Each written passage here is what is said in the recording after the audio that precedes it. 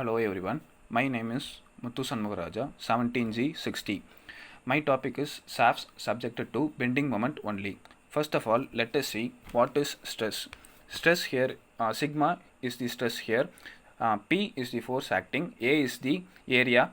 So stress is defined as the force acting per unit area. So sigma equal to P by A. For a shaft, the area of the shaft is pi d square by 4. Therefore, P sigma equal to P by pi d square by 4. So whereas d square goes there and sigma comes down. So therefore the diameter of the shaft equal to root of P by pi sigma by 4. All these shafts are designed based on the concept that when sigma is decreasing, that is when the stress is decreasing, the diameter of the shaft increases. We always include the factor of safety as factor of safety while designing the shaft. So for an uniaxial load, the stress equal to P by A.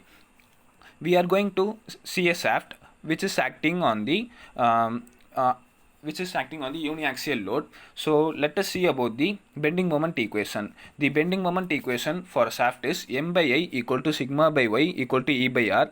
M is the bending moment acting here. I is the moment of inertia above the neutral axis. Sigma b is the bending stress. Y is the vertical distance above the neutral axis. And E is the Young's modulus, which is the material property of the shaft. R is the radius of the shaft. So for the brittle material, we know that the bending stress will be the ultimate strength. For any axial system, the maximum stress available is always the principal stress. So from the equation, sigma equal to m y by I. So m is the bending moment. We all know that bending moment is the force into perpendicular distance. Here in the diagram we can see that one side of the shaft is fixed and the other side of the shaft is subjected to a axial load. So which is the P, load is the P and L is the perpendicular distance. So therefore moment will be P into L, Y will be the D by 2. So the moment of inertia above the neutral axis for the shaft will be pi d power 4 by 64. So therefore sigma becomes PL by pi d cube by 32 and therefore d cube equal to PL by pi by 32, where we should include the factor of safety while designing the shaft. So sigma becomes sigma by FOS, factor of safety. So shafts are designed based on theories of failure. There are totally 5 theories of failure. For the designing of shaft which is subjected to bending moment only, maximum principal stress theory or Rankine's theory is used. This theory states that a failure will occur at a point in a member if the maximum principal stress induced in the member at that point is greater than the yield strength of the material calculated from a simple tension test. This theory is suitable only for the brittle materials, whereas the shear stress theory, maximum shear stress theory, is suitable for the ductile materials. So from this theory we can state that the principal stress is greater than the yield strength. So therefore sigma 1 is greater than sigma y.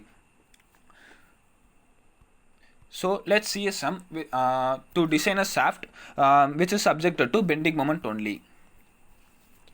A pulley of weight 500 Newton is mounted on a shaft at its end. The length of the shaft is 300 mm. Design the shaft if it is made up of C45 steel. One end of the shaft is fixed. There are totally 3 steps to solve this sum. First step is to determine the material properties. The second step is to calculate the bending moment. The third step is to calculate the diameter of the shaft.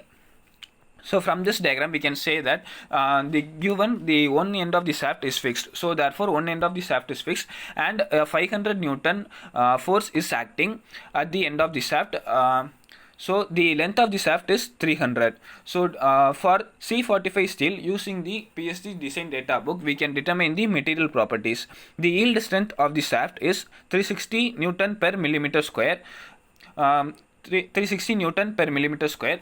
So we have to take allowable yield strength. Allowable yield strength equal to the yield strength by factor of safety. We will take factor of safety always as 2. So 360 by 2 equal to 180 Newton per millimeter square. And then the bending stress sigma b equal to 1.2 times the allowable yield strength. Therefore 1.2 into 180 will be 216 Newton per millimeter square. So the next next step is to determine the bending moment. So bending moment, we know that bending moment is equal to force into perpendicular distance. Here the force is 500 Newton and the length of the shaft is 300 mm. So therefore 500 into 300, the bending moment will be 15 into 10 power 14 Newton millimeter. And the last step is to determine the shaft diameter. So we will design the shaft based on the maximum principal stress theory. As we discussed earlier, the maximum principal stress theory says that sigma 1 equal to allowable yield strength, sigma 1 equal to sigma y.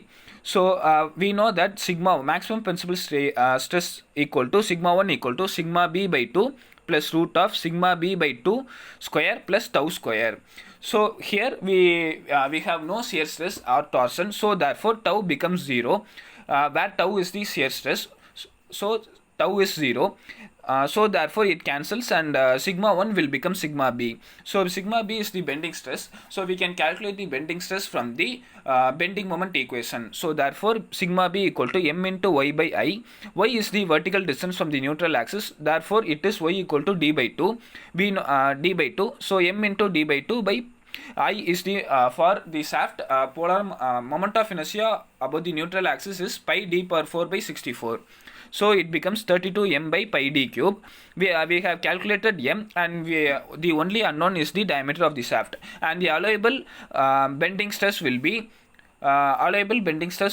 from the material property. We found that it is 216 Newton per millimeter square. So therefore we can see that diameter equal to 19.19 mm. And also we will always standardize the diameter of the shaft after getting the final diameter. So from the R20 series, using the design data book, the standard diameter will be 20 mm. Thank you.